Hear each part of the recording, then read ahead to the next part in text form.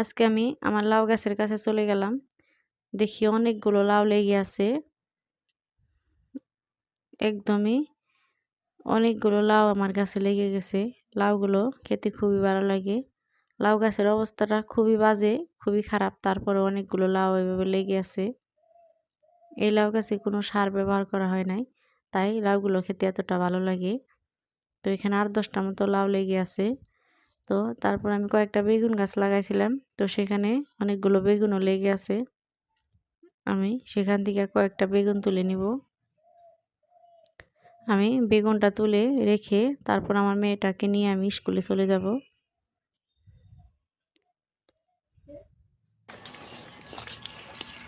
তুমি কোথায় যাচ্ছ আম্মু?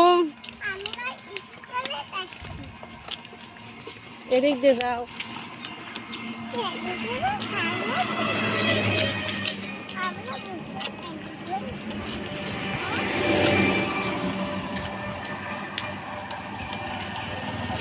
এদিকে ঘুরো।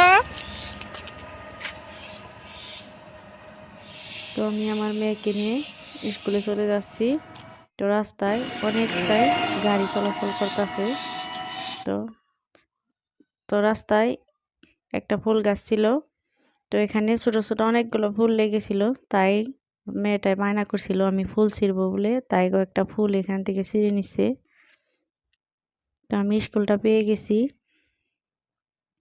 স্কুলটা আমার বাড়িটার কিছুটা কাছেই।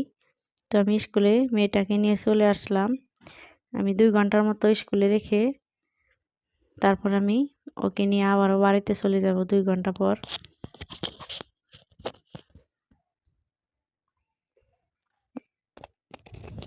স্কুলে থেকে আমি 2 ঘন্টা পর আবার আমি বাড়িতে